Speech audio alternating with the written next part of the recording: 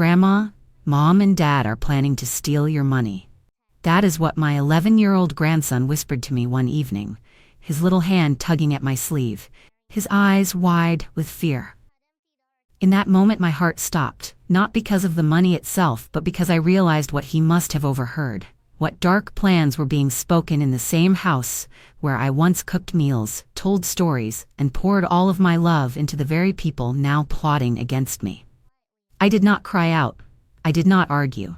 I simply looked at him, pretending not to understand, pretending to be the confused grandmother they already believed I was, while inside of me something shifted forever. Thank you for watching, and for spending this moment with me. It means more than you know. And before I go on with my story, I would love to know where you are watching from. So please take a moment and write it down in the comments, because I enjoy seeing how far my words travel and how many hearts they touch. When my grandson whispered those words to me, I felt the walls of my own home close in. And yet I had to steady my breathing. I had to pretend that nothing unusual had been said, because if I showed him that I understood, if I showed him the fear that was rising inside me, it might have frightened him even more. I smiled weakly. I nodded, I touched his hand, and I told him not to worry. But deep down my soul trembled, because I knew that innocence cannot lie, and those young ears had caught a truth I had dreaded for years. That night I sat in my chair by the window, the shadows long across the floor, and I replayed every strange glance, every sudden hush when I entered a room, every missing paper I had brushed aside. And I realized that the whisper was not the beginning, it was the final piece that made everything fall into place. I suppose before I take you deeper into what happened, I should tell you a little about myself. Because stories like this never begin with a single whisper. They begin with a life of giving, of sacrifice, of trusting the wrong people a little too much. I am an old woman now, my hair silver, my hands marked with lines from years of work. But those lines are also stories, reminders of nights I stayed awake with sick children, of mornings I left home early to clean and cook so that my family could grow strong, of years when I put aside my own dreams so theirs could flourish. I was not born into wealth, but together with my husband we built something honest, brick by brick, penny by penny, until we could finally rest in a home that was truly ours, with a little money in the bank and a future that seemed secure.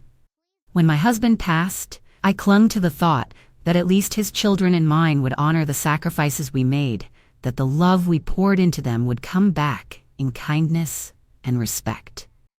For a while, I believed it. My daughter always smiling when she needed something. My son-in-law with his polished manners. They came around often enough.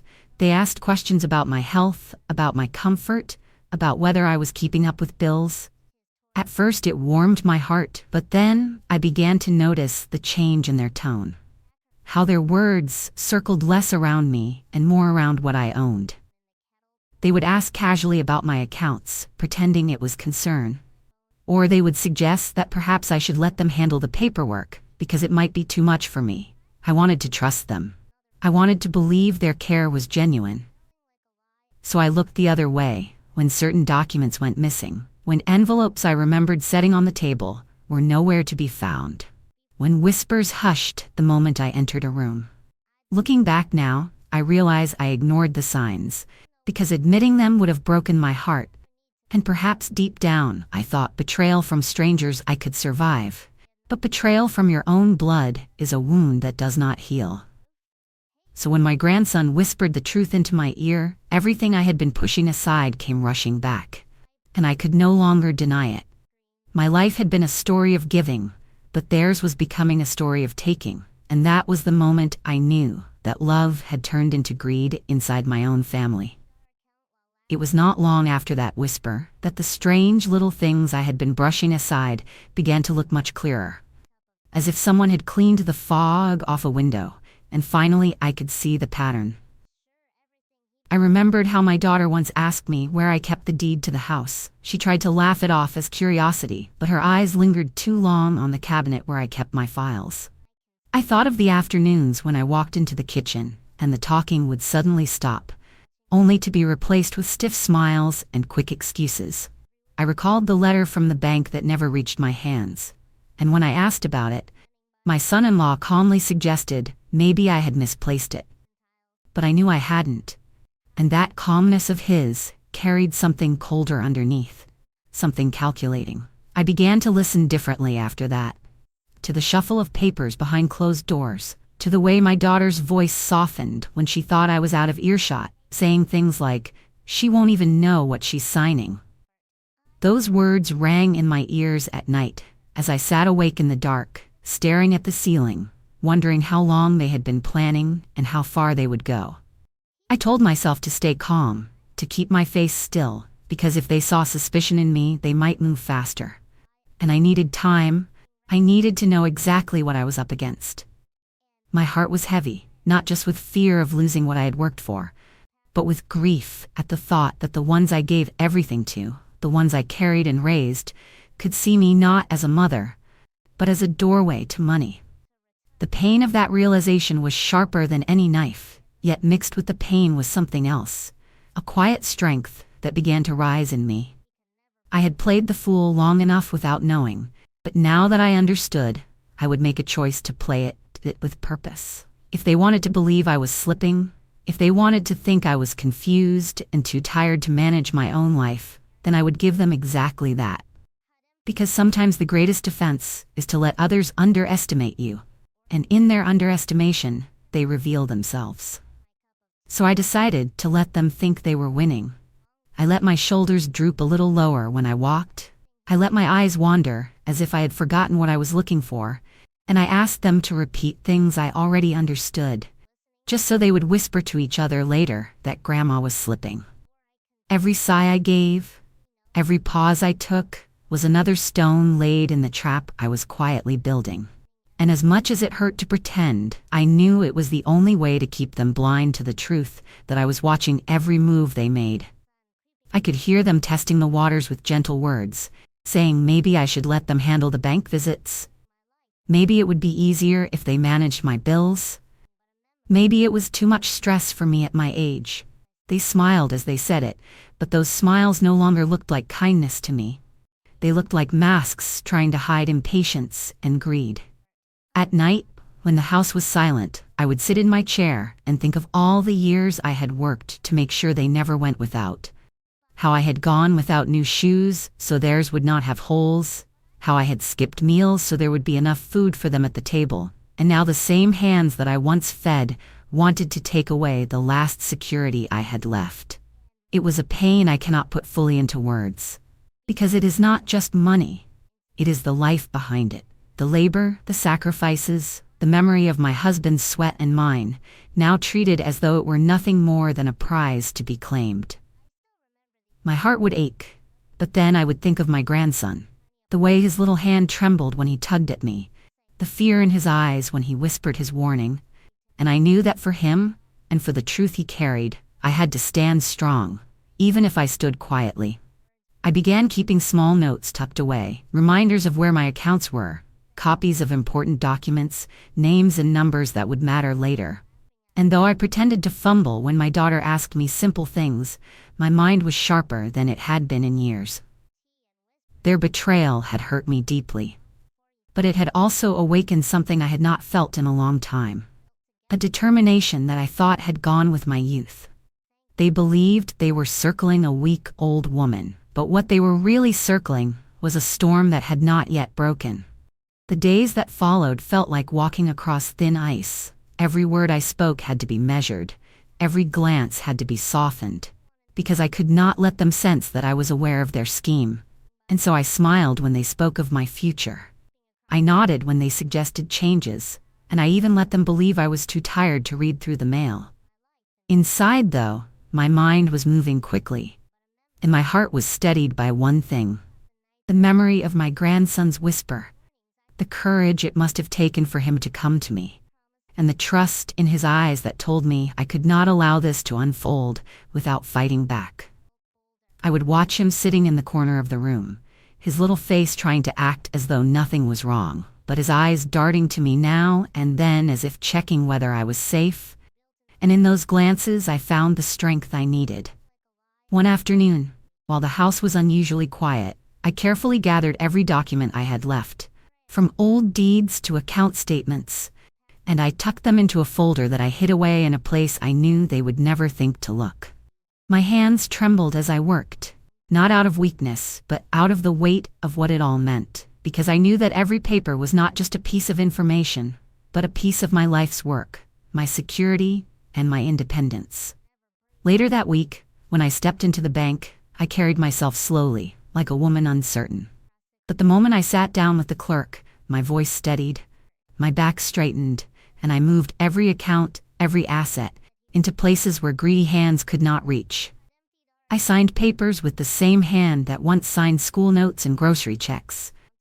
But this time, I was signing away their power and protecting my own. I will never forget the look the young banker gave me, kind yet puzzled, as if he could see that I was carrying more than just papers. I was carrying betrayal and the determination to rise above it. By the time I walked out of that building, the air felt different, lighter on my face, because I knew they believed they had me cornered, but the truth was, they were walking into a corner I had built for them.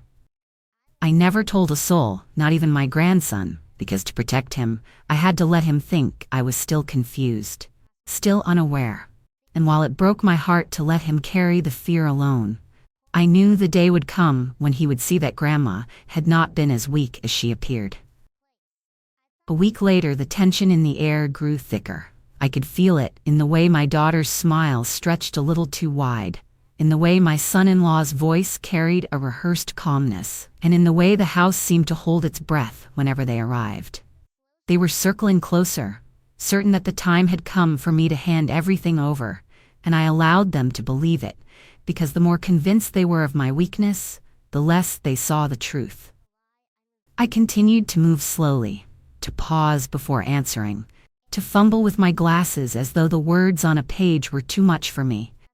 And all the while, their confidence grew, like wolves that believed the sheep was too frail to run. They began speaking more openly, almost bold in their planning, saying things like, "She won't even notice the difference," and "It will be easier for everyone once this is done." Each word stung like a thorn pressing deeper into my skin, but I kept my face still. I let them see what they wanted to see. Inside, though, my thoughts were sharper than knives, and my resolve was firm, because I had already placed my life's work beyond their reach, and now it was only a matter of time before they discovered that the prize they were chasing was no longer there. I remember one evening in particular, when they sat across from me at the table, laying papers down slowly as if they were offering me something kind, their voices soft, their eyes glinting with hidden impatience. My daughter spoke gently, almost sweetly, about how confusing things must be for me now. How it would be easier if I let them take care of everything, while her husband leaned back in his chair, tapping the pen against the table as though he already owned what I had built. I looked down at the papers with my hands folded quietly in my lap, and though I acted uncertain, in my heart I felt a fire begin to burn, because I knew this was not the moment to break. It was the moment to wait, to let them walk fully into the web they had spun for themselves. That night, when the house grew still and I sat in the quiet with the papers they had left behind, I pressed my palm over them and whispered to myself that I would not be broken. Not by greed, not by betrayal, not by the very people who once called me mother. I thought of my grandson again, how his eyes had begged me to believe him, and I promised him silently, though he could not hear it, that I would not let those who tried to poison trust succeed. I closed my eyes and breathed deeply, letting the storm gather quietly inside me, knowing that when it broke it would not be loud or wild, but calm and devastating, because sometimes the sharpest strike is the one delivered in silence. The very next morning I rose earlier than usual, the sky still dim, and I sat with a cup of tea that had long gone cold, thinking about everything that was about to unfold. And for the first time in a long while, I did not feel fear. I felt a strange calmness settle over me, as though I had finally stepped into the place where my strength belonged. I had done all the work quietly. I had moved the accounts, secured the deed, placed everything into a trust that was locked against greedy hands, and I carried with me the quiet knowledge that they had already lost, though they did not yet know it. As I folded the papers neatly into my folder, My hands did not tremble the way they once had. Instead, there was a steadiness, a firmness, because this was no longer about money. This was about dignity, about showing that I was not the frail old woman they wished to believe I was. When they came again later that week, dressed neatly and speaking politely, they did not come alone. They brought with them a lawyer, a stranger who smiled as though he were simply there to help, but whose eyes flicked quickly across the room, measuring me, sizing up what he thought would be an easy task. My daughter spoke first, her voice smooth, asking if I was ready to make things simpler, if I was ready to sign, and she slid the papers across the table with a confidence that told me she already believed the victory was hers. I leaned back, letting my eyes drift over the pages slowly, tilting my head as though I could not quite understand, and I asked questions in a soft voice that made them exchange glances, certain that my confusion was real. I even let out a small sigh, pressing my fingers to my temple, and for a moment I could see it in their faces, the certainty that they had me exactly where they wanted me. But beneath that silence, I was holding on to something much stronger. Because the folder beside me did not carry their lies, it carried my truth. It carried the proof that while they plotted and whispered, I had already taken the steps to protect myself. I looked at them then, one by one, my daughter with her polite smile, my son-in-law with his smug patience, the lawyer waiting with his pen poised, and I felt the fire rise in me again, but I did not let it out yet. Not until the moment was right. Not until their own pride had carried them to the edge where I would reveal what I had done. I placed my hand gently on the table, as if searching for balance, and I let them see what they wanted. A tired grandmother ready to give in. But in my heart, I was steady, waiting, knowing that in just a few breaths, everything they thought they controlled would crumble before their eyes. I let them lean closer, my daughter placing her hand gently on mine as though she were guiding me. Her smile carefully practiced, her voice soft with false concern, telling me this was for my own good, that signing would mean less stress, less responsibility. And as she spoke, I could feel the weight of her words pressing down on me, not like love, but like chains. My son-in-law sat straighter, tapping his finger against the table in quiet impatience, his eyes sharp, and the lawyer cleared his throat politely, ready to step in if I hesitated. I lowered my gaze to the papers, letting the silence stretch, my fingers hovering above the pen they had placed in front of me, and I let them believe for one long moment that I was about to surrender. The room felt heavy, every breath slow, the air thick with their expectation, and I could almost hear their thoughts, already counting what they believed would soon be theirs. But then I lifted my eyes, calm and steady, and I slid my own folder across the table, the sound of it scratching lightly against the wood. Their smiles faltered, my daughter's hand froze in midair, and my son-in-law leaned forward quickly, his voice tight as he asked what this was. I opened the folder with deliberate slowness, my fingers firm now, no trembling, and I revealed the documents that told a story they had not expected. The accounts already moved, the deed already secured, the trust already sealed with names that did not include theirs. My voice was gentle when I spoke, almost too gentle for the weight of what I was saying, as I told them, "You are not listed here, not anywhere, and what you thought you were about to take has already been placed beyond your reach." The words hung in the air, heavy and final, and the silence that followed was louder than any shouting could have been. I watched the color drain from their faces, my daughter's lips parting without sound, my son-in-law shifting uncomfortably in his chair, and the lawyer blinking rapidly as though the script he had rehearsed no longer made sense. In that stillness, I felt a strength wash over me. A strength born from years of sacrifice and heartbreak, now sharpened into resolve. And I sat straighter. Not as the frail woman they imagined, but as the mother and grandmother who had endured and would not be broken. I turned my head slightly and caught sight of my grandson standing half-hidden behind the couch, his eyes wide, his lips curling into the faintest smile. And in that moment I knew I had not only protected myself, I had shown him that truth and courage can stand quietly, yet still strike harder than anything else. The silence in that room felt endless, and for once it was not mine to carry. It was theirs, the weight of their greed now exposed in the open, where no polite smile could cover it, no gentle tone could disguise it. My daughter tried first, her voice trembling as she forced out words about misunderstanding, about only wanting to help me. But her eyes betrayed her, darting to the papers on the table as if they could somehow change by will alone. My son-in-law's face hardened, his jaw set, and though he tried to speak calmly, there was a sharpness in his words as he accused me of being manipulated by outsiders, of not knowing what I was doing, of being unfair. The lawyer shifted in his chair, clearly realizing he had walked into a trap of his own making, and his once confident expression was replaced with unease as he began collecting his notes, avoiding my gaze as though the shame was too much to meet. I did not raise my voice, I did not argue, because sometimes the strongest answer is the quiet one. And in my calmness, they grew more frantic, their excuses spilling one over another, their voices quickening as they tried to convince me that what I had done was foolish, that I had misunderstood their intentions, that I would regret not trusting them. I folded my hands in my lap, steady and still, and I looked at them the way a storm looks at a fragile fence, knowing it will not hold. Then I spoke, slowly and clearly, telling them that I had given them love, years of sacrifice, countless nights of worry, and that what I had received in return was not care, but schemes, not gratitude, but betrayal. And I told them that my decision was final, that nothing they could say or do would change what had already been secured. For a moment their words dried up, their mouths open but silent, and the air grew heavy with the truth that they had been outplayed by the very person they thought was weak. I could feel my grandson's eyes on me from behind the couch, his small smile growing brighter, and it gave me a warmth that no betrayal could ever take away.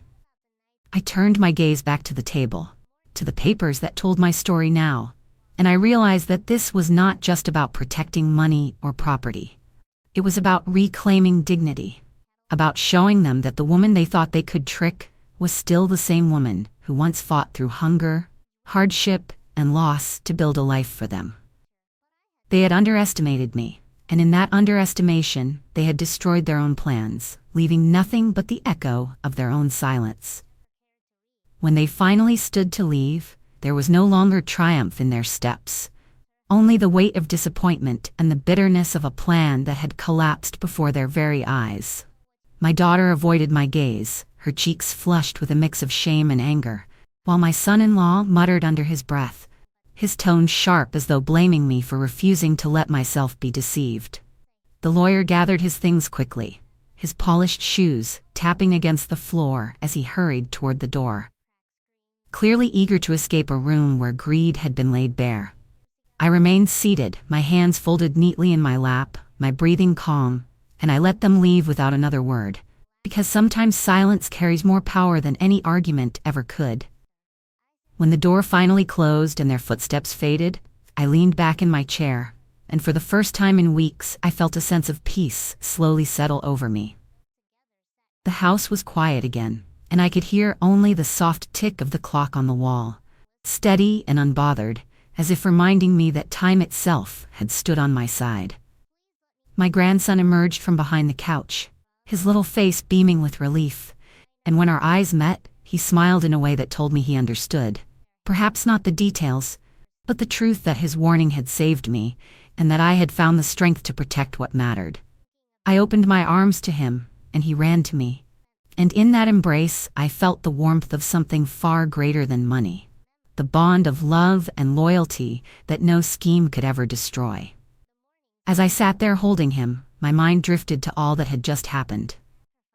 And I thought of the irony that those who once called me their strength now tried to strip me of mine, and yet in the end, it was their own arrogance that left them powerless. I whispered softly into his ear that he had been brave, that sometimes the truth can be heavy, but carrying it can save more than just possessions. It can save trust. It can save dignity. He pulled back and looked up at me with eyes full of pride. And in that moment I realized that even in the darkest betrayals, light can come from the most unexpected places. What they had lost that day was not just access to my accounts or my home. They had lost the right to call themselves trustworthy, and that loss would follow them far longer than the sting of any money they failed to take. That night, after the house had gone still and my grandson was asleep, I sat quietly in my chair and let the silence wrap around me. And for the first time in a long while, I felt no fear, only a deep calmness that comes when you know you have done what needed to be done. I thought of their faces, the shock, the disbelief, the way their words failed them when they realized everything had already been taken out of their reach. And though my heart still ached with the wound of their betrayal, I also felt a quiet strength rising inside me. What mattered most was not the money I had protected, but the lesson I had taught, both to them and to myself. That trust is not a gift to be wasted, and love cannot be treated as a mask for greed. In the soft glow of that moment, I whispered a prayer of gratitude for the courage I had found, and for the little boy whose whisper had given me the warning I needed, because without him, the story might have ended very differently. In the days that followed, I carried myself with a lighter step, not because the pain of betrayal had vanished, but because I knew I had faced it without bending. And I had shown that even in old age a person can protect what they have built with quiet strength. My grandson's smile reminded me that loyalty still lived in my home, and that was worth more than anything else. I no longer looked at my daughter and her husband with the same eyes, for their choices had changed the bond forever. Yet I refused to let their greed define the rest of my life. Instead, I chose to hold on to dignity, to peace, and to the truth that sometimes pretending to be weak is the only way to show how strong you really are. Thank you, my dear, for staying with me until the very end of my story. It warms my heart to know you have walked with me through every turn. And if you wish to hear more stories like mine, I invite you to subscribe so we can share more moments together.